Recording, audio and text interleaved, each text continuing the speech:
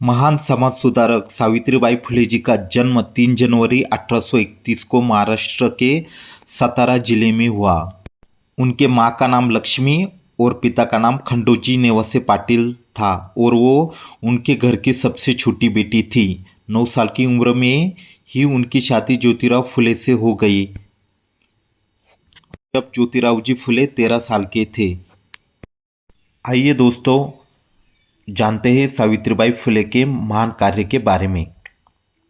सावित्रीबाई फुले के पति ज्योतिबा फुले स्वयं एक महान विचारक, कार्यकर्ता, समाज सुधारक, लेखक, दार्शनिक, संपादक और एक क्रांतिकारी थे।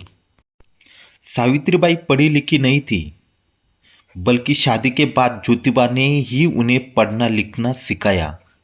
बाद में सावित्रीबाई ने ही दलित समाज की ही नहीं बल्कि देश की प्रथम शिक्षिका होने का गौरव प्राप्त किया। सावित्रीबाई फुले जी जाति भेद, रंग भेद, लिंग भेद के सख्त विरोध में थी। उस समय लड़कियों की दशा अत्यंत दयनीय थी और उन्हें पढ़ने लिखने की अनुमति तक नहीं थी।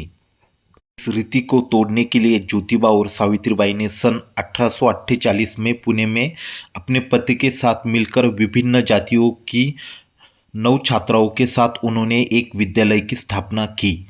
ये भारत में लड़कियों के लिए खुलने वाला पहला महिला विद्यालय था। वे स्कूल जाती थी तो लोग उन पर पत्थर मारते थे, गंदगी फेंकते थे। 160 पहले जहाँ पे महिलाओं को शिक्षा देना एक पाप था, उस दौरान उन्हें काफ़ी सामाजिक मुश्किलों को झेलना पड़ा।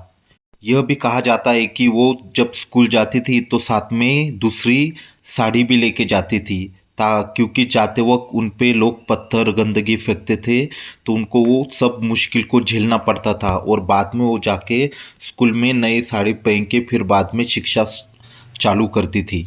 उन्होंने ना बल्कि महिलाओं की शिक्षा पे ध्यान दिया, बट विधवा पुनर्विवाह, स्त्री भ्रूण हत्या, महिलाओं पे होने वाले अत्याचार, इन सब के बारे में विरोध करके उन सब का उन्होंने एक समाज सुधारक के तौर पर योगदान दिया है इस क्षेत्र में। श्री सावित्रीबाई फुले जी ने शिक्षा के अलावा कई अन्य सामाजिक सुधारक कार्य किए। विधवाओं के लिए काम, उन्होंने विधवाओं के लिए एक बाल हत्या प्रतिबंधक गृह की स्थापना की जहां विधवाएं अपने बच्चों को सुरक्षित रूप में जन्म दे सके। उन्होंने बाल विवाह और सती प्रथा का विरोध किया। उन्होंने बाल विवाह और सती प्रथा जैसे क्रूर प्रथाओं के खिलाफ आवाज उठाई।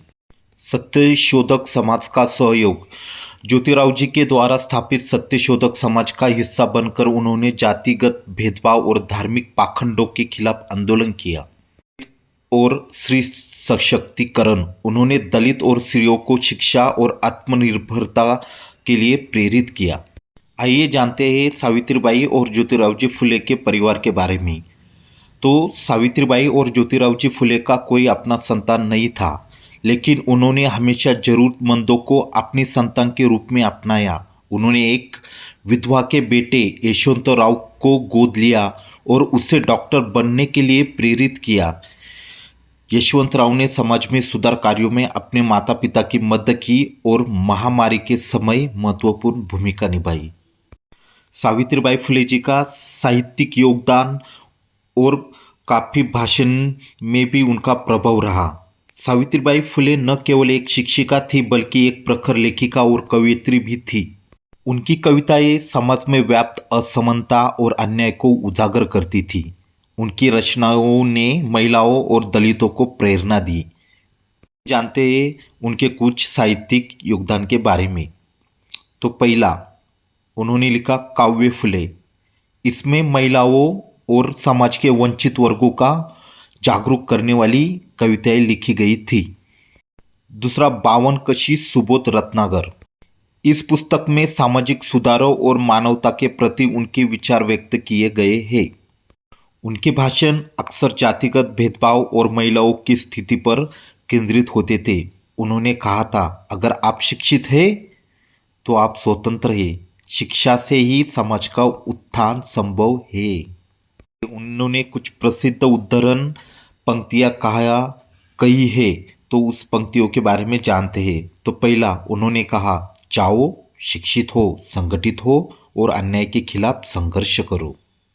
दूसरा, ज्ञान ही शक्ति है और शिक्षा ही समाज को बदलने का एक मात्र तरीका है।